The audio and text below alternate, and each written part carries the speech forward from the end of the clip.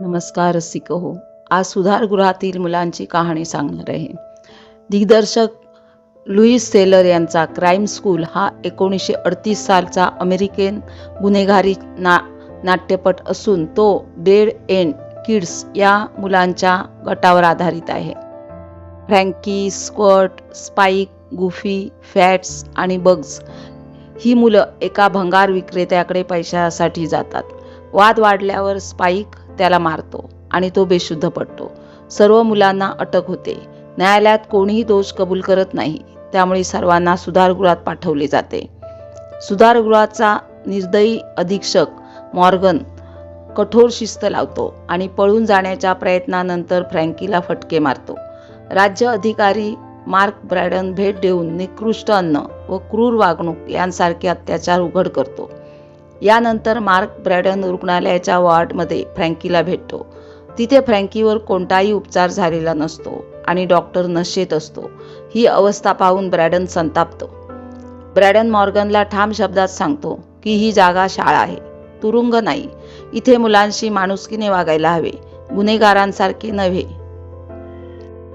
तो म्हणतो की मुलांना मारहाण करून आणि निकृष्ट परिस्थितीत ठेवून त्यांच्याकडून चांगले नागरिक होण्याची अपेक्षा करता येत नाही. अशा वागणुकीमुळेच अनेक मुलं पुढे खरे गुन्हेगार बनतात.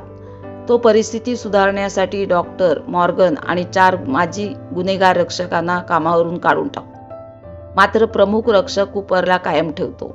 त्यानंतर ब्रॅडन स्वतः सुधारगृहाची जबाबदारी घेतो आणि सहानुभूतीपूर्ण वागणुकीमुळे मुलांचा विश्वास व सहकार्य मिळवतो. ब्रॅडन कूपरला म्हणतो त्यांना कामात सतत व्यस्त ठेवले पाहिजे.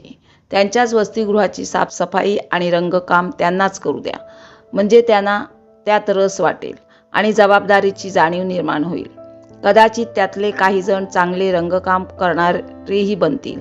ब्रॅडन नंतर मुलांनी केलेले रंगकाम बघायला जातात व त्यांना प्रोत्साहन देतात.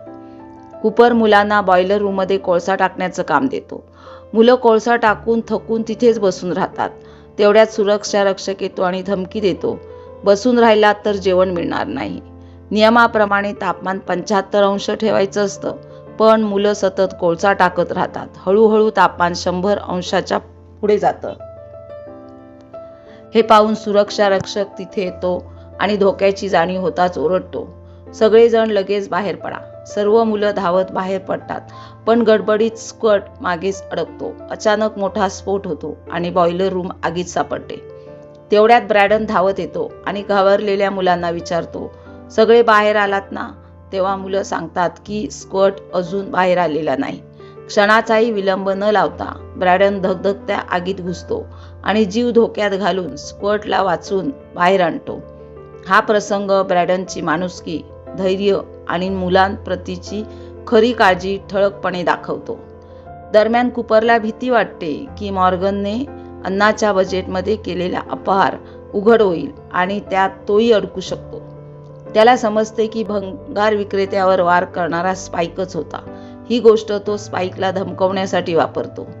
कूपर स्पाइककडून फ्रँकीला खोटी गोष्ट सांगायला लावतो की ब्रॅडन मुलांशी चांगले वागत आहे, कारण फ्रँकीच्या बहिणीने त्याच्या प्रेमाला प्रतिसाद दिला आहे. या खोट्या अफवेने मुलांच्या मनात ब्रॅडनबद्दल संशय निर्माण होतो.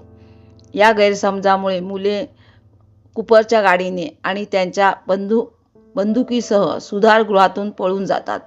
ते स्ट्यूच्या अपार्टमेंटमध्ये पोहोचतात आणि फ्रँकी बंदूक घेऊन फायर एस्केपच्या चिन्हाने वर चढून ब्रॅडनला जाब विचारला जातो. मात्र स्यू आणि ब्रॅडन दोघेही फ्रँकीचे गैरसमज दूर करतात आणि त्याच्या मनातील शंका दूर होतात. दरम्यान कूपर मुद्दाम असा आणतो की त्याने मुलांच्या पळून जाण्याचा शोध लावला आहे.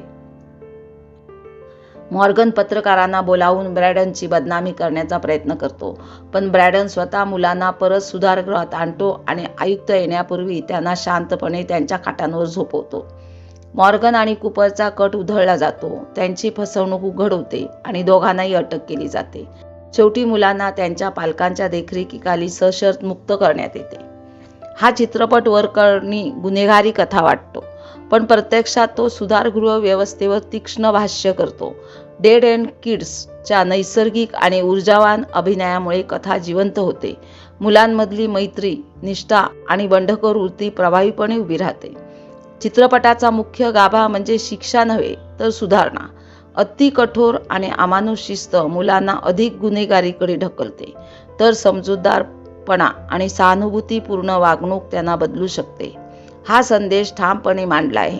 सुधारगृहातील भ्रष्टाचार, निकृष्ट अन्न आणि मारहाण यांचे वास्तववादी चित्रण अस्वस्थ करणारे असले तरी ते चित्रपटाचे बळ ठरते. न्यायालयी सुळांपेक्षा मुलांच्या सुधारणेला महत्त्व देते, ही बाब विशेष उल्लेखनीय आहे.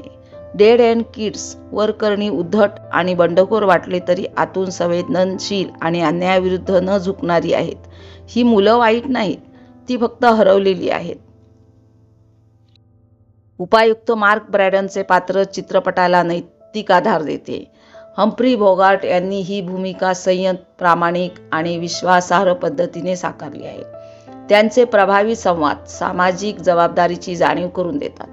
अधीक्षक मॉर्गन आणि ब्रेडन यांच्यातील संघर्ष म्हणजे भीतीवर आधारलेली शिस्त विरुद्ध समजुतीवर आधारलेली सुधारणा. आणि चित्रपट ठामपणे ब्रेडनच्या मानवतावादी विचारांच्या बाजूने उभा राहतो. संगीत कमी, सेट्स वास्तवदर्शी आणि संवाद थेट व जलद असल्यामुळे चित्रपट अधिक प्रभावी ठरतो. भावनिक अतिरेक टाळल्याने त्याचा परिणाम ठसठशीत होतो.